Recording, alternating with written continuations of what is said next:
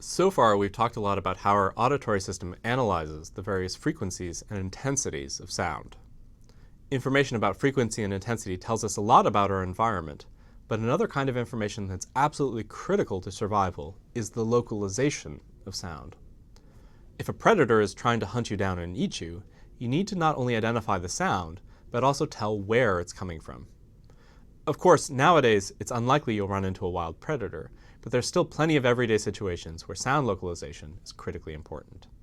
For instance, if you're at a crowded party, the ability to localize the sound sources from different partygoers and focus in on just one of them depends on being able to localize the sound sources in the environment. If you've ever had reduced hearing in one ear, even from something as simple as too much earwax, you may have noticed how hard it is to operate in a complex, noisy environment like a cocktail party. Even though you can hear perfectly well out of one ear, the fact that you have two ears plays a critical role in our ability to tell where sounds are coming from. It turns out that our brains have evolved a few complementary mechanisms for localizing sounds. The first relies on the fact that sound propagates through the air at a relatively slow speed, about 340 meters per second. That sounds fast, and it is, but it means that sounds will reach the ear at slightly different times depending on where the sound source is in the environment. For instance, a sound coming from one side of our head will reach the near ear about a half millisecond faster than the other ear. We call this difference an interaural time difference, or ITD. Half a millisecond isn't a lot of time as far as neuronal systems go. Remember that an action potential is actually a few milliseconds wide. So the brain has evolved some specialized mechanisms to preserve the fine timing information of auditory information so that we can take advantage of very small differences in timing.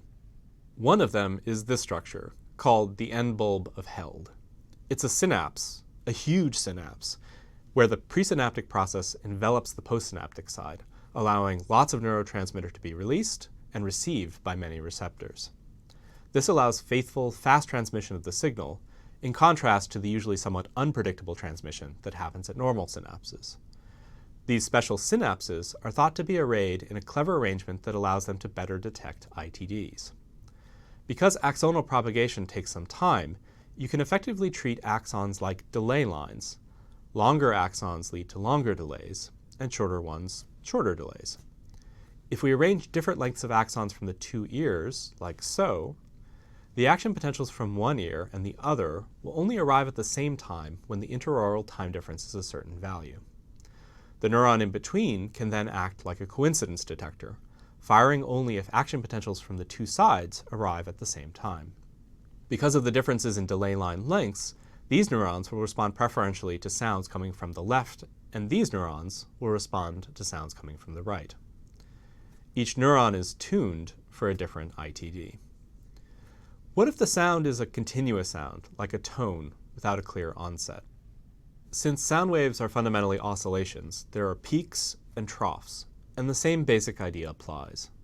We can compare the phase of two waveforms, basically the time differences between the peaks and the troughs.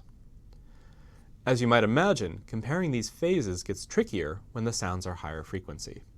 The peaks are closer together, and you can't detect a phase difference reliably that's shorter than the peak-to-peak time. So the brain has evolved another mechanism to take care of high frequencies, interaural level differences, or ILDs. Here, the brain takes advantage of two facts. First, sound waves become less intense as they propagate farther away. This should be intuitive. It's easier to hear someone talking if they're right next to you, as opposed to when they're 20 yards away speaking at the same volume. Second, sound becomes less intense when there's something in the way that can reflect or absorb the sound. It's easier to hear your friend talking when there isn't a wall in between you. It turns out that the head itself basically casts the sound shadow, and again, that produces a level difference across the head that the brain can use to localize sounds.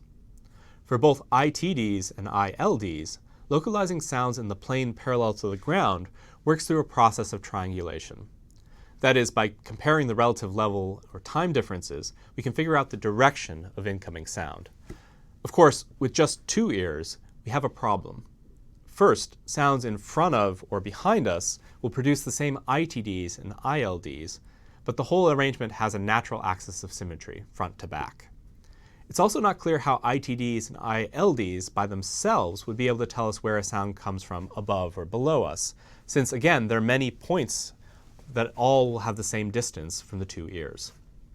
To overcome this symmetry, the odd shape of the outer ear, or pinna, comes into play. The ear's unusual shape isn't an accident. Rather, the ear shape filters sound in a complex way that allows us to determine the elevation of an oncoming sound, even with just two ears. At the simplest first-order level, the ear is roughly pointed forward, which means that sounds coming from the front will be slightly louder than sounds coming from behind. But in addition, the curious shape of the ear also differentially filters sound at different frequencies, so that the brain can recover elevation angle by analyzing the spectrum of the sound. The details of these neuronal mechanisms underlying these properties are still areas of active research, and there's actually still more complexity at layers on top of these effects. In particular, it's been shown that other sensory systems, especially vision, can team up with our auditory system to influence where we perceive a sound coming from. In some cases, surprisingly, vision can even overrule our sense of hearing. For instance, when a ventriloquist makes a dummy speak, we hear the dummy speak and localize the sound to its moving mouth, even though the auditory system would tell us otherwise.